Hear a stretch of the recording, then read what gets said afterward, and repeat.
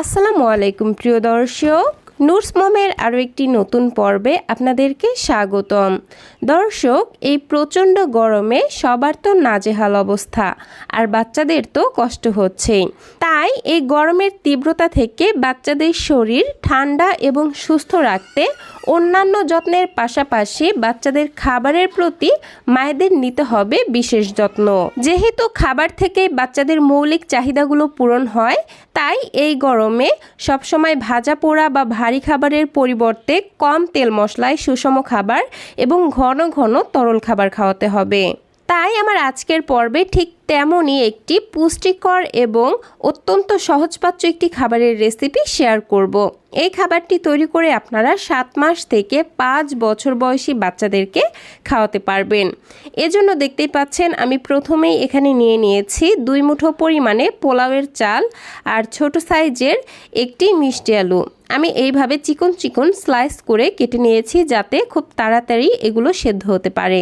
বাচ্চার যদি পেটে গ্যাস বা কোষ্ঠকাঠিন্যর মতো সমস্যা থাকে তাহলে এখানে পোলাওয়ের চালের পরিবর্তে নর্মাল ভাতের চাল দিয়ে খাবারটি রান্না করে নেবেন।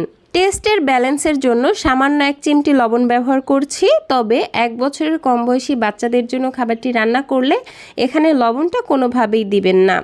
আর আমি এই খাবারটিকে মিষ্টি করার জন্য কোনো ধরনের চিনি বা মিশ্রি ব্যবহার করব না, যেহেতু মিষ্টি আলুই ন্যাচারালভাবেই মিষ্টি থাকে, আর এই মিষ্টিটাই কিন্তু যথেষ্ট বাচ্চাকে খাওয়ানোর জন্য।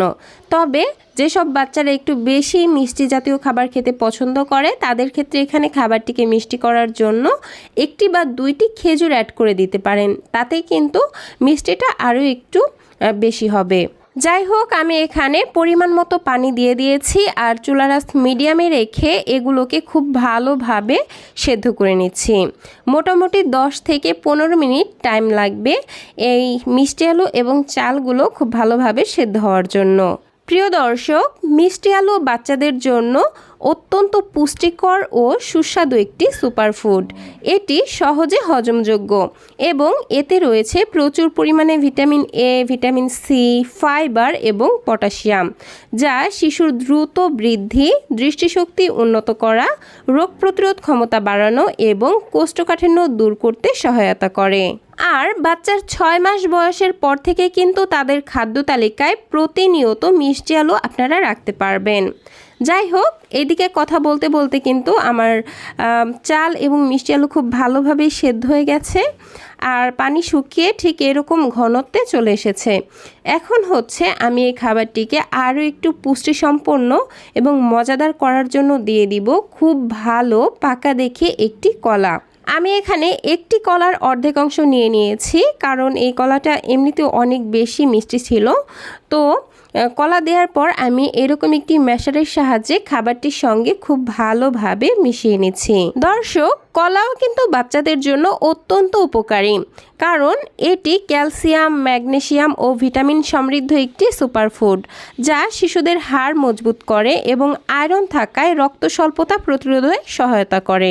এছাড়াও কলায় থাকে প্রাকৃতিক শর্করা এবং প্রচুর পরিমাণে ফাইবার, যা শিশুদের শরীরে দ্রুত শক্তি দেয় এবং বাচ্চাদের কোষ্ঠকাঠিন্য দূর করতে সহায়তা করে এবং বাচ্চাদের হজম শক্তিও বৃদ্ধি করে। আর এই প্রচণ্ড গরমেও বাচ্চাদের শরীর এবং পেট ঠান্ডা রাখতে সহায়তা করে। যাই হোক, আমি খাবারটিকে ঠিক এইরকম ঘনত্বে রেখে চুলা থেকে নামিয়ে নিলাম। আর এই তো তৈরি হয়ে গেল বাচ্চাদের জন্য খুবই পুষ্টিকর, মজাদার, একই সাথে সহজপাচ্য একটি খাবারের রেসিপি। খাবারটিকে আমি এই পর্যায়ে আরও একটু পুষ্টিসম্পন্ন করতে চাচ্ছি, সেজন্য এখানে আমি 1/2 চা চামচ পরিমাণ ঘি যুক্ত করে দিলাম। এই ঘি থেকে বাচ্চারা গুড ফ্যাট এবং ক্যালোরি পেয়ে যাবে, যা বাচ্চাদের দ্রুত ওজন বাড়াতে এবং স্মৃতিশক্তি বাড়াতে সহায়তা করবে। পুষ্টিকর এই খাবারটি তৈরি করে আপনারা 6 মাস থেকে 5 বছর বয়সী বাচ্চাদেরকে সকালের নাস্তায় অথবা দুপুরের প্রধান খাবার হিসেবেও খাওয়াতে পারবেন।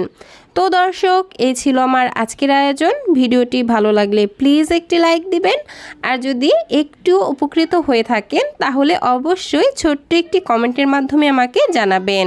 আর বাচ্চাদের জন্য এরকম আরও নিত্য নতুন সহজ এবং পুষ্টিকর খাবারের রেসিপি পেতে প্লিজ আমার চ্যানেলটিকে সাবস্ক্রাইব করে পাশে পাশের ঘন্টাটিকে বাজিয়ে অলে সেট করে রাখবেন পরবর্তী ভিডিওর নোটিফিকেশন সবার আগে পাওয়ার জন্য। আজকের মতো বিদায় নিচ্ছি। আল্লাহ হাফেজ। আসসালামু আলাইকুম।